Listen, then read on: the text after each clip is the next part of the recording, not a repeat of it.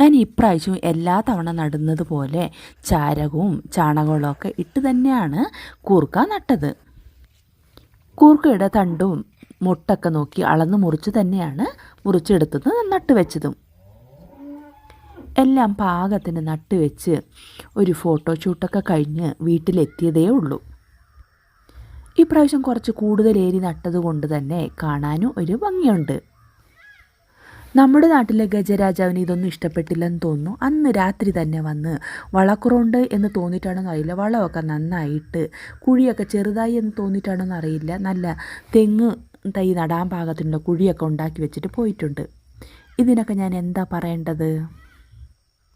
കപ്പയും കപ്പളങ്ങയും കവുങ്ങൊക്കെ കളഞ്ഞെങ്കിലും തൊട്ടടുത്തുള്ള ചേന ഉണ്ടെങ്കിൽ പോലും അതിൻ്റെ അടുത്ത് തിരിഞ്ഞ് നോക്കാതെയാണ് പോയിരിക്കുന്നത് പക്ഷി. എങ്ങനെയുണ്ട് ബുദ്ധി? ചൊറിയെന്ന് നന്നായിട്ട് അറിയാം.